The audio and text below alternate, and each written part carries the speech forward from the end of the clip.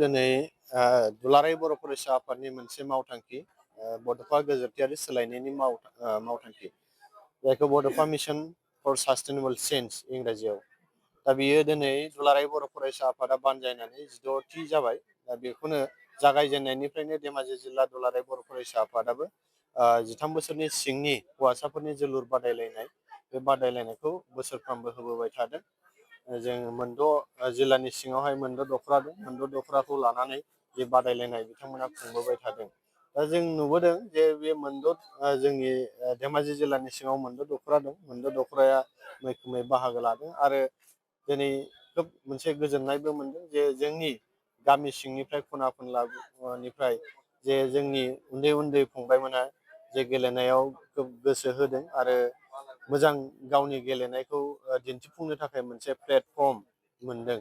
दा बियो जोंनि थाखाय जों खोब मोनसे बाख्नायथाव हाबाफारि आरो बेखौ मा होनो जोङो उननि समावहाय आरो मोजांनिफ्राय मोजांसिन गेलेनायखौ जों लांनो नाजागोन। दा बेवहाय जोङो आनसलिकनिफ्राय जे जिल्लानि सिङावहाय मोनद' दख'रानि गेजेराव बादायलायनानै जाय देरहासार जागोन आरो जाय आनसलिकनि गेलेगिरिफोरा मोजां गेलेगोन बिथांमोनखौ जोङो बासिख'नानै मिरुनि मोनसे बादायलायनाय जाबावगोन गासै जिल्लाफोरखौ लानानै।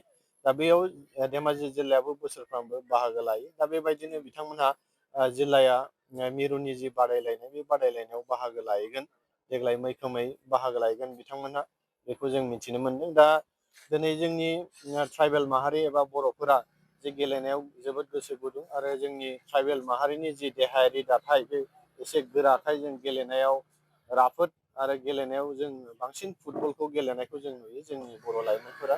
दा बेवहाय जोङो गाव गावनि जिउखौ दानो थाखाय जों फरायनायनि अनगायैबो गेलेनायजोंबो जों जिउखौ दानो हानाय जों गोबां बिदिन्थि हिसाबै नुबोदों।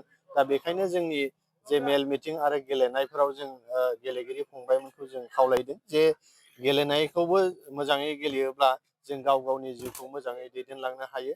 दा बेनिखायनो नैबे आन्डार 13 फुटबलनि गेजेरजों जोंनि जे फंबायमोन बे फंबायमोना जाहाथे मोजां गेलेनानै इयुनाव बे आनसलिक टिमनिफ्राय जिल्ला टिमाव सेलेक्सन जायो, जिल्लानि टिमनिफ्राय सेलेक्सन जानानै मिरुआव सेलेक्सन जानानै उननि समावहाय आइ लिगाव गेलेनो हायो बा इण्डियान टिमाव सेलेक्सन जाहैगोन, बेनि उनाव इन्टारनेसनेल गेलेनो मोनहैगोन।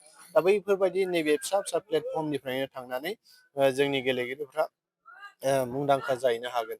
बेबायदि प्लेटफर्मखौ लानानै दिनै दुलाराय बर' फरायसा आफादा बे हाबाफारि फुटबल गेलेनाय हाबाफारिखौ जोङो लाबोबाय थादों।